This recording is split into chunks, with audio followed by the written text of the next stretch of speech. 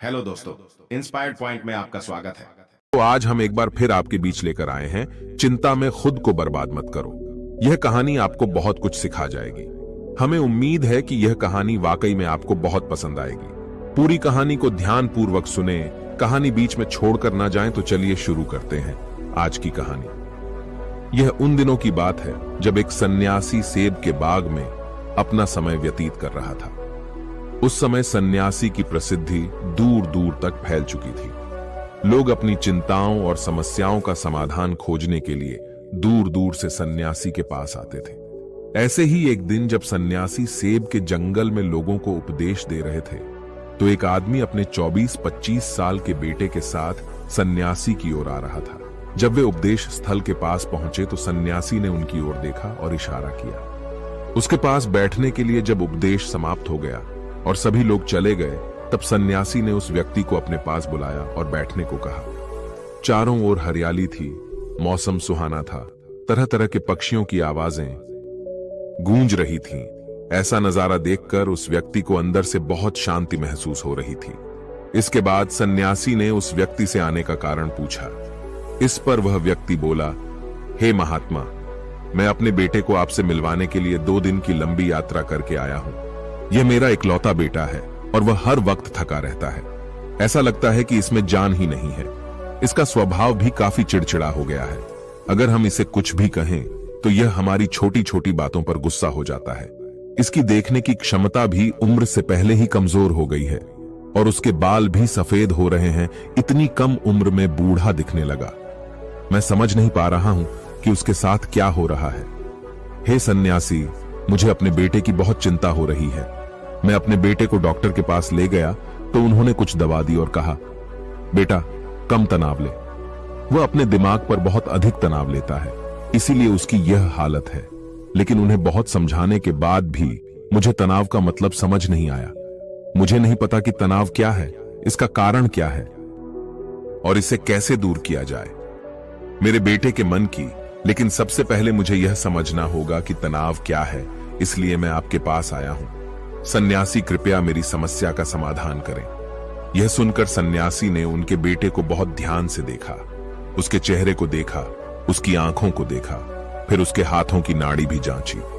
ये सब अनुष्ठान करने के बाद सन्यासी ने उस व्यक्ति से कहा कि तनाव कोई भी नहीं लेना चाहता, लेकिन फिर भी यह तनाव व्यक्ति के दिमाग को दीमक की तरह जकड़ लेता है और व्यक्ति को पता भी नहीं चलता कि वह तनाव में है।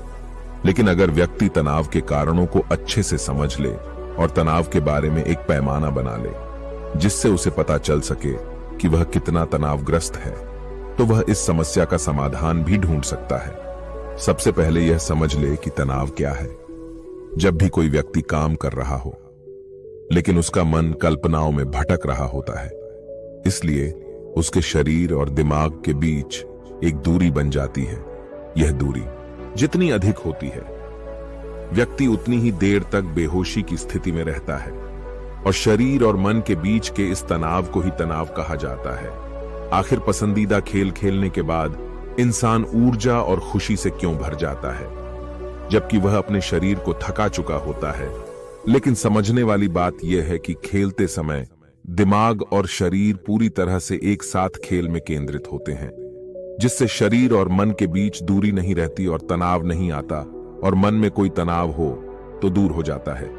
लेकिन इसके विपरीत जब हम कुछ ऐसा करते हैं जो हमें पसंद नहीं है, तो हमारा शरीर वह काम तो कर रहा है, लेकिन हमारा मन कहीं दूर कल्पनाओं में भटक रहा है, जिससे शरीर और दिमाग के बीच दूरी पैदा हो जाती है और तनाव पैदा हो जाता है। इसलिए ऐसा करना चाहिए, एक समय में केवल एक ही काम करना चाहिए और अपने शरीर और दिमाग की सारी शक्ति उसी एक काम में लगानी चाहिए, ताकि व्यक्ति के अंदर तनाव पैदा ना हो। इसके बाद सन्यासी ने कहा कि तनाव पैदा होने के 8 मुख्य कारण हैं, और जो इन कारणों को समझ लेता है वह जीवन भर तनाव मुक्त रह सकता है। सबसे प्रमुख कारणों में से पहला है अति महत्वाकांक्षी होना। महत्वाकांक्षी होना अच्छी बात है, लेकिन क्या आपने कभी गौर किया है कि उस आदमी का एक लक्ष्य कभी पूरा नहीं होता? उसका एक लक्ष्य पूरा नहीं होता कि वह दूसरे की ओर भागने लगता है। अगर दूसरा पूरा हो जाता है तो फिर तीसरे को, और इस प्रकार वह गोल गोल घूमता रहता है अपने जीवन में अपने लक्ष्य को प्राप्त करने के लिए। इसीलिए जो व्यक्ति अधिक महत्वाकांक्षी होता है, जो बड़े लक्ष्य निर्धारित करता है, वह कभी भी वर्तमान में नहीं रह सकता। उसका दिमाग हमेशा भविष्य की योजना बनाने में व्यस्त रहता है। उसका शरीर वर्तमान में रहता है, लेकिन उसका दिमाग भविष्य में रहता है, जिससे इंसान के शरीर के बीच दूरियां पैदा हो जाती हैं और वह तनावपूर्ण जीवन जीने लगता है। सन्यासी के मुख से यह बात सुनकर लड़के ने सन्यासी से कहा कि इसका मतलब है कि हमें लक्ष्य नहीं बनाना चाहिए, क्योंकि लक्ष्य निर्धारित करना भी महत्वाकांक्षा है। इसी बहाने सन्यासी ने कहा कि जीवन में लक्ष्य रखना कोई गलत बात नहीं है, लेकिन समस्या तब उत्पन्न होती है जब हम अपना सारा ध्यान उस लक्ष्य को प्राप्त करने के परिणाम पर केंद्रित कर देते हैं। व्यक्ति को वर्तमान में जीना चाहिए, एक लक्ष्य निर्धारित करें और उस लक्ष्य को प्राप्त करने के लिए कड़ी मेहनत करते रहें। लेकिन साथ ही आपको यह भी ज्ञान होना चाहिए कि आप अभी भी वर्तमान में जी रहे हैं और वर्तमान सत्य है।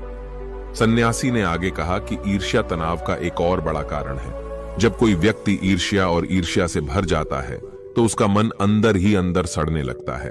ईर्ष्या एक आंतरिक घाव है, यानी मन का घाव इंसान के शरीर का घाव तो ठीक हो सकता है, लेकिन मन का घाव कभी नहीं भर सकता। इसलिए कभी भी दूसरों की उन्नति और खुशी से ईर्ष्या नहीं करनी चाहिए, क्योंकि ईर्ष्या तनाव का कारण बनती है। इसके बाद सन्यासी ने तनाव का अगला कारण बताया और कहा कि अरुचिकर काम भी मन में तनाव पैदा करता है। जो काम हमें करना पसंद नहीं है, उस काम में हमारा मन नहीं लग पाएगा। हमारा शरीर वहीं बैठ जाएगा, लेकिन हमारा मन कल्पना की उड़ान भरता है, जिससे शरीर और मन के बीच दूरी पैदा हो जाती है और व्यक्ति तनावग्रस्त हो जाता है। इसलिए व्यक्ति को हमेशा अपनी रुचि के अनुसार ही कार्य करना चाहिए। यदि व्यक्ति ने यह तय कर लिया है कि उसे कौन सा काम करना है और वह उसी काम को अपने जीवन का लक्ष्य बना लेता है, तब वह काम उसके लिए काम नहीं बल्कि खेल बन जाता है। लेकिन दोस्तों, अपने जुनून को फॉलो करो। यह कहना कितना आसान है, अपना सच्चा जुनून ढूंढना कितना मुश्किल है, क्योंकि आजकल ज्यादातर युवा सेलिब्रिटीज और सोशल मीडिया से प्रभावित हैं। वे किसी भी काम को अपना जुनून मानते हैं और फिर कुछ दिनों तक कोशिश करने के बाद उसे बीच में ही छोड़ देते हैं, क्योंकि यह उनका जुनून नहीं था, और इस तरह वे अपना कीमती समय और ऊर्जा बर्बाद करते हैं। तनाव का चौथा कारण है दूसरों से अपेक्षा करना। सन्यासी ने उस व्यक्ति की ओर इशारा करते हुए कहा, एक पिता के रूप में तुम्हें अपने बेटे से बहुत सारी उम्मीदें होंगी कि आपका बेटा बहुत सफल इंसान बने, आपका नाम रोशन करे और जैसा जीवन चाहे वैसा जिए, आपकी हर बात माने। लेकिन क्या आज तक किसी की भी उम्मीदें पूरी हुई हैं? जब भी कोई व्यक्ति दूसरे से कुछ अपेक्षा करने लगता है तो वह अनजाने में तनाव पैदा करना शुरू कर देता है। खुद के लिए जरा सोचिए, अगर आपका बेटा आपके मुताबिक काम नहीं कर रहा है और वह वैसा नहीं बन रहा है जैसा आप उसे बनाना चाहते हैं, तो निश्चित तौर पर तनाव आपके दिमाग पर हावी हो जाएगा। आप तनावपूर्ण जीवन जीने लगेंगे और इस तनाव में आप इस तरह व्यवहार और बातचीत करेंगे कि आपके अपने बेटे के साथ संबंध बद से बदतर होते चले जाएंगे। इसलिए व्यक्ति को दूसरों से अपनी क्षमता से कम उम्मीदें रखनी चाहिए, और अगर आप पूरी तरह से तनाव मुक्त रहना चाहते हैं तो दूसरों से उम्मीद करना बंद कर दें। इसके बाद सन्यासी ने कहा कि शारीरिक कष्ट भी मनुष्य के तनाव का एक कारण है। जब कोई व्यक्ति किसी शारीरिक दर्द से गुजर रहा होता है तो उसका पूरा ध्यान उस दर्द पर होता है और वह सारा दिन बस अपने दर्द के बारे में ही सोचता रहता है, जिससे उसका मन दुखद विचारों से भर जाता है और ऐसे में व्यक्ति तनावग्रस्त रहने लगता है। यह सब सुनकर वह व्यक्ति बोला कि हे सन्यासी, शारीरिक कष्ट किसी भी व्यक्ति को हो सकता है, तो क्या वह व्यक्ति जीवन भर तनाव में रहेगा? इसका उत्तर देते हुए सन्यासी ने कहा कि मनुष्य को यह समझना चाहिए कि हमारा जीवन दुख का आधार है। जैसे जैसे हमारा जीवन चलता है, बीमारियां आती हैं और फिर अंत में मृत्यु आती है। इसलिए बीमारियां मानव जीवन का अभिन्न अंग है। इससे कोई नहीं बच सकता। यह बस किसी के जीवन में समय से पहले आता है और किसी के बाद आता है, लेकिन सबके पास आता है जब मानव मस्तिष्क इस बात को अच्छी तरह से समझ जाएगा। तो तब उसे अपनी बीमारी के बारे में सोचकर ज्यादा तनाव नहीं लेना चाहिए, क्योंकि यह हमारे जीवन का अभिन्न अंग है। और इसके लिए शारीरिक व्यायाम का अभ्यास करते रहना चाहिए और स्वस्थ जीवन शैली को भी अपने जीवन में जगह देनी चाहिए, जिससे उनका शरीर लंबे समय तक स्वस्थ रहकर ठीक से काम कर सके। तनाव का अगला कारण है अपनी योजनाओं को समझने के लिए समय न देना। कुछ लोगों के मन में यह विचार घर कर जाता है कि वे बिना सोचे समझे उस पर काम शुरू कर देते हैं, और जब उन्हें उस काम में असफलता मिलती है तो वे तनाव से भर जाते हैं, क्योंकि उन्होंने उस काम को शुरू करने से पहले उस काम के बारे में पूरी जानकारी इकट्ठा नहीं की थी। किसी भी कार्य को शुरू करने से पहले व्यक्ति को उसके अच्छे और बुरे परिणाम के बारे में ठीक से विचार कर लेना चाहिए। व्यक्ति को यह भी अच्छे से सोचना चाहिए कि यदि यह योजना सफल नहीं हुई तो इसके बाद मैं क्या करूंगा। इसलिए व्यक्ति को अपनी योजनाओं को समझने के लिए पूरा समय देना चाहिए, ताकि बाद में वही योजना तनाव पैदा न कर दे। तनाव का 7वां सबसे बड़ा कारण टालमटोल है। आज का काम कल पर डाल देना। आपने यह कहावत तो सुनी ही होगी कि आलस्य मनुष्य का सबसे बड़ा दुश्मन है। मनुष्य अपने आलस्य के कारण आज के काम को कल पर टाल देता है और फिर टालना उसकी आदत बन जाती है। टालमटोल करने वाले का काम कभी भी समय पर पूरा नहीं होता है, और अगर किसी कारण से हो भी जाता है तो उतना अच्छा नहीं होता जितना हो सकता था, और फिर यह बात इंसान के अंदर तनाव पैदा करती है। लेकिन आखिरी समय पर टालना या ना करना एक आदत है, इसलिए न चाहते हुए भी व्यक्ति बार बार इस आदत का शिकार हो जाता है और फिर काम को टालता रहता है, और फिर जब काम की समय सीमा नजदीक आ जाती है तो वह उस काम को पूरा करने की कोशिश करता है। इसलिए तनाव मुक्त रहने के लिए व्यक्ति को काम को टालने की आदत को छोड़ना होगा, और यह तभी संभव है जब लोग काम को समय से पहले पूरा करने का प्रयास करेंगे। तनाव का आखिरी और सबसे बड़ा कारण है ज्यादा सोचना। लगातार सोचना भी एक बीमारी है, और यह उन लोगों में सबसे ज्यादा पाई जाती है जो कल्पनाएं करते हैं, जो अतीत की घटनाओं के बारे में सोचते रहते हैं और जो भविष्य के बारे में बेतहाशा अटकलें लगाते हैं। इसलिए व्यक्ति को ज्यादा सोचने की आदत पर अंकुश लगाना चाहिए। उसे जितना हो सके खुद को काम में व्यस्त रखने की कोशिश करनी चाहिए। तनाव का आखिरी और सबसे बड़ा कारण है ज्यादा सोचना। लगातार सोचना भी एक बीमारी है, और यह उन लोगों में सबसे ज्यादा पाई जाती है जो कल्पनाएं करते हैं, जो अतीत की घटनाओं के बारे में सोचते रहते हैं और जो भविष्य के बारे में बेतहाशा अटकलें लगाते हैं। इसलिए व्यक्ति को ज्यादा सोचने की आदत पर अंकुश लगाना चाहिए। उसे जितना हो सके खुद को काम में व्यस्त रखने की कोशिश करनी चाहिए, और प्रतिदिन ध्यान के अभ्यास को अपने जीवन का हिस्सा बनाएं। सन्यासी के मुख से ये सभी बातें सुनकर वह व्यक्ति हाथ जोड़कर बोला, हे सन्यासी, मेरा बेटा अभी सिर्फ 20 साल का है और उसे इतनी समझ भी नहीं है कि वह सभी बातों का पालन कर सके। कृपया तनाव दूर करने का कोई आसान तरीका बताएं, ताकि मेरा बेटा भी उसे अपना सके और तनाव मुक्त रह सके। उस व्यक्ति की यह विनती सुनकर सन्यासी ने कुछ सोचते हुए उत्तर दिया, यदि आप इतनी सारी बातों का पालन नहीं कर सकते तो इसके लिए एक बहुत ही आसान तरीका है। तनाव का आखिरी और सबसे बड़ा कारण है ज्यादा सोचना।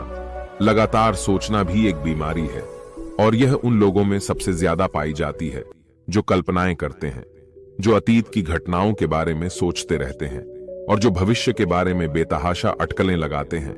इसलिए व्यक्ति को ज्यादा सोचने की आदत पर अंकुश लगाना चाहिए। उसे जितना हो सके खुद को काम में व्यस्त रखने की कोशिश करनी चाहिए, और प्रतिदिन ध्यान के अभ्यास को अपने जीवन का हिस्सा बनाएं। सन्यासी के मुख से ये सभी बातें सुनकर वह व्यक्ति हाथ जोड़कर बोला, हे सन्यासी, मेरा बेटा अभी सिर्फ 20 साल का है और उसे इतनी समझ भी नहीं है कि वह सभी बातों का पालन कर सके। कृपया तनाव दूर करने का कोई आसान तरीका बताएं, ताकि मेरा बेटा भी उसे अपना सके और तनाव मुक्त रह सके। उस व्यक्ति की यह विनती सुनकर सन्यासी ने कुछ सोचते हुए उत्तर दिया, यदि आप इतनी सारी बातों का पालन नहीं कर सकते तो इसके लिए एक बहुत ही आसान तरीका है। आप एक समय में एक ही काम करने पर ध्यान केंद्रित करते हैं। आप उस समय जो कर रहे हैं बस उसी पर ध्यान केंद्रित करें, और यदि आपका मन भटकता है तो जैसे ही आपको याद आए अपना ध्यान उस काम पर लौटा दें। तनाव मुक्त रहने का यह सबसे आसान और अच्छा तरीका है। जब आप खाएं तो केवल खाएं, उसके स्वाद का आनंद लें, उसे महसूस करें। जब आप चलें तो अपना ध्यान केवल चलने पर केंद्रित करें। इससे आपका दिमाग और शरीर दोनों एक ही जगह पर केंद्रित रहेंगे। दोनों के बीच कोई दूरी नहीं रहेगी, जो तनाव का मुख्य कारण है। दोस्तों, आज की युवा पीढ़ी एक ही समय में 2 या 3 काम करने की आदी हो गई है, जैसे फोन पर बात करते हुए गाड़ी चलाना, खाना खाते समय टीवी देखना या फोन का इस्तेमाल करना। और फिर उनकी शिकायत रहती है कि मैं तनाव में रहता हूं, मेरा मन बेचैन रहता है, मैं चिड़चिड़ा हो गया हूं। जब कोई व्यक्ति एक समय में 3 काम करता है तो यह स्वाभाविक है, तनाव उत्पन्न होना, क्योंकि दिमाग एक समय में एक ही काम पूरे ध्यान से कर सकता है। कभी भी एक ही समय में 2 चीजों पर पूरा ध्यान केंद्रित नहीं कर पाता। इसलिए जहां तक हो सके एक समय में एक ही काम को पूरे ध्यान से करने की कोशिश करें। दोस्तों, उम्मीद करता हूं इस कहानी से आपको बहुत कुछ सीखने को मिला होगा। दोस्तों, अगर आपको यह कहानी पसंद आई हो तो वीडियो को अभी लाइक कर दें और हमें कमेंट करके जरूर बताएं आपको यह कहानी कैसी लगी। और अगर आप ऐसी ही स्टोरीज सुनना पसंद करते हैं, हमारे इस चैनल को सब्सक्राइब जरूर कर दें। नमो बुद्धाय।